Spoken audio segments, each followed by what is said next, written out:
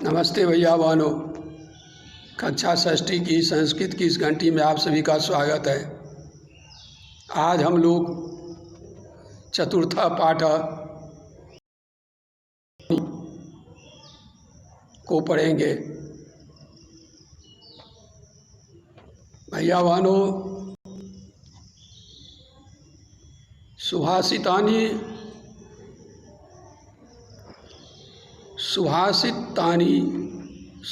शब्द है। सुभाषित का मतलब होता है सुंदर वचन।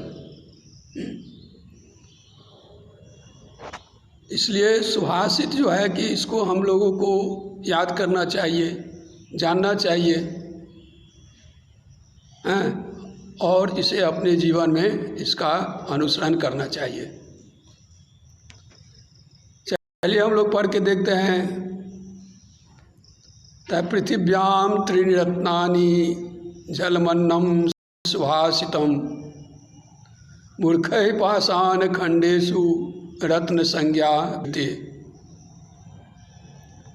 अर्थात अस्याम पृथिव्याम त्रीणि एव रत्नानि सन्ति जलम अन्नम सुभाषितम च किंतु मूर्ख जने पाषाण खंडेषु रत्न संज्ञा इति विधीयते। अर्थात इस पृथ्वी पर, इस धरती पर तीन ही रत्न हैं, जल, अन्न और मधुवचन। लेकिन अज्ञानी लोगों के द्वारा, मूर्ख लोगों के द्वारा पत्थर के टुकड़ों में रत्न की संज्ञा दी जाती है, यानी पत्थर के टुकड़े को ही रत्न समझा जाता है। वर्मे को गुणी पुत्रो न च मूर्ख शतान्यपि एकश्चंद्र मोहंती न च तारा गणापि। गुणी पुत्रो एक एव वरम शतान्यपि मूर्खा न।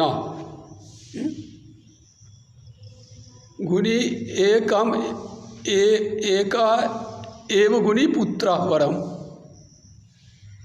न च शतानि अपि मूर्खा। यतो हि एक चंद्र एव तमहन्ति न च तारागण। कहने का अभिप्राय यह है कि एक गुणवान पुत्र ही श्रेष्ठ है 100 मूर्ख पुत्रों से। यदि 100 मूर्ख पुत्र है तो वह श्रेष्ठ नहीं है, एक गुणवान पुत्र ही उससे श्रेष्ठ है। जैसे हजारों तारेगण जिस अंधकार को नहीं मिटा पाते हैं, उसे एक चंद्रमा ही हर लेता है। इसलिए एक गुणवान पुत्र चंद्रमा के समान है और 100 मूर्ख पुत्र तारों के समान है। इसलिए एक गुणवान पुत्र 100 मूर्ख पुत्रों से अच्छा है। अभिवादनशीलस्य नित्यं वृद्धोऽपि सेविनः चत्वारि तस्य वर्धन्ते आयुर्विद्या यशोबलम्। अभिवादनशीलस्य वृद्धोपसेविनः च, यह अभिवादनशीलः वृद्धोपसेविनः च भवति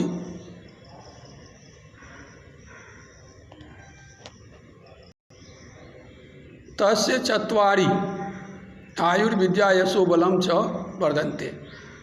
अर्थात अभिवादनशील और नित्य वृद्धों की सेवा करने वाले लोगों का जो है कि 4 चीज, आयु, विद्या, यश और बल अपने आप ही बढ़ जाते हैं। विद्या ददाति विनयम विनयाद याति पात्रताम पात्रत्वात् धनमाप्नोति धनाद ततः सुखम। अर्थात विद्या विनयम ददाति, विनयात पात्रताम याति, पात्रत्वाद धनम आपनोति, धनात् धर्म ततः सुखम। अर्थात विद्या हमें विनय देती है, विनय से पात्रता आती है, पात्रता से धन की प्राप्ति होती है, धन से धर्म होता है और धर्म करने से सुख मिलता है। अष्टादश पुराणेषु व्यासस्य वचनद्वयम् परोपकारः पुण्याय पापाय परपीडनम्।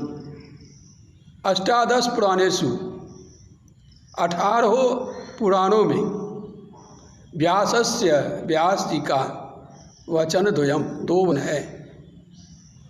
परोपकारः पुण्याय, एक वचन क्या है कि परोपकार जो है वो पुण्य के लिए होता है, पापाय परपीडनम, और परपीडन जो है वो पाप के लिए होता है।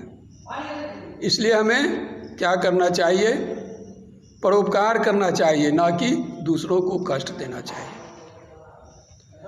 परोपकाराय फलन्ति वृक्षा, परोपकाराय वहन्ति नद्यः, परोपकाराय दुहन्ति गावः, परोपकारार्थमिदं शरीरम। परोपकार के लिए वृक्ष फलते हैं, परोपकार के लिए नदी बहती है, परोपकार के लिए ही गाय दूध देती है, और परोपकार के लिए ही यह शरीर होता है। इसलिए हमें क्या करना चाहिए, परोपकार करना चाहिए। ठीक है भैया बहनों, सभी सुभाषितानी को आप लोग कंठस्थ करेंगे और इसका अर्थ लिख करके सुभाषितानी सहित भेजेंगे। धन्यवाद।